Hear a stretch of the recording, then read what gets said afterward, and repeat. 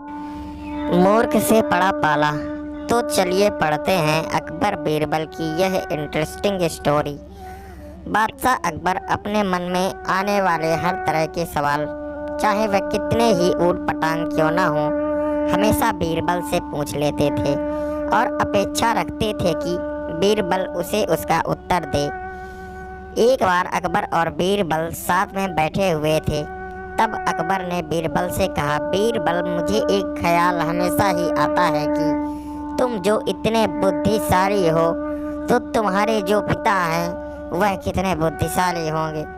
और मेरा मन है कि एक दिन तुम्हारे पिता को जरूर मिलूं और देखूं कि वह बुद्धि में तुमसे भी बढ़कर हैं या नहीं।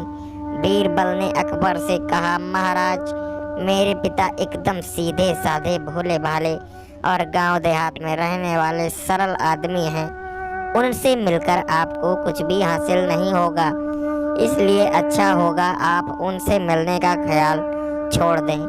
अकबर को लगा बीरबल शायद इसलिए अपने पिता से मिलवाना नहीं चाहता क्योंकि हो सकता है उसके पिता उससे भी ज़्यादा बुद्धिशाली हों और अपने से ज़्यादा बुद्धिशाली व्यक्ति को मेरे सामने लाकर वह अपना महत्व कम नहीं करना चाहता होगा। अकबर ने बीरबल की एक ना सुनी और उसे हुक्म दिया कि अगर 8 दिनों में उसने अपने पिता से उन्हें नहीं मिलवाया तो परिणाम अच्छा नहीं होगा। बीरबल के पास और कोई चारा नहीं था, तो बीरबल ने गांव से अपने पिता को संदेश भिजवा कर बुलवा लिया।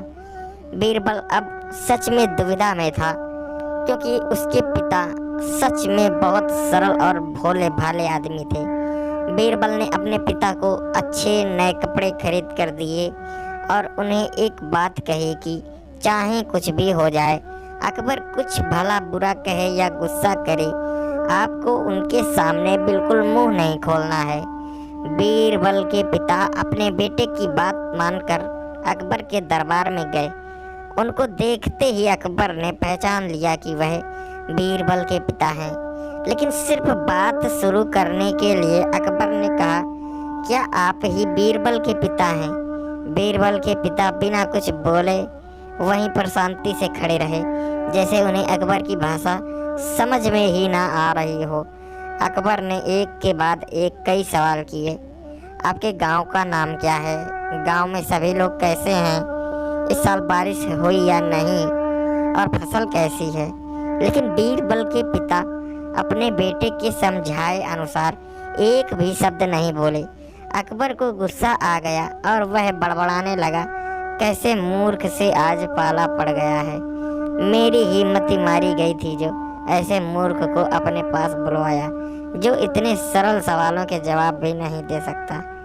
मूर्ख शब्द सुनकर बीरबल के पिता को मन ही मन काफ़ी गुस्सा आया, लेकिन फिर भी वह शांत रहे। आखिरकार अकबर ने उन्हें जाने के लिए कह दिया। वो वहाँ से चले गए और घर जाकर बेटे बीरबल को सारी बात बताई। बीरबल ने उन्हें समझाकर वापस गांव भेज दिया।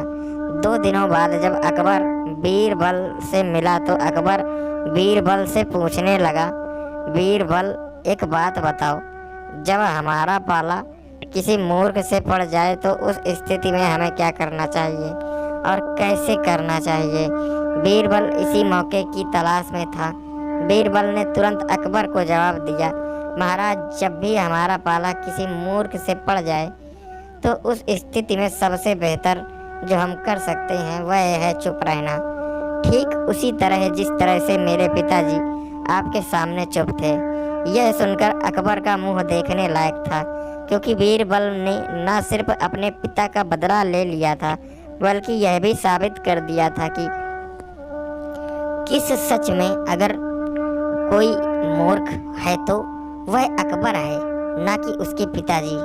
दोस्तों, हमेशा की तरह इसी उम्मीद के साथ कि आपको मूर्ख से पाला एक मज़ेदार कहानी पसंद आई होगी और आपने पूरी कहानी सुनी होगी।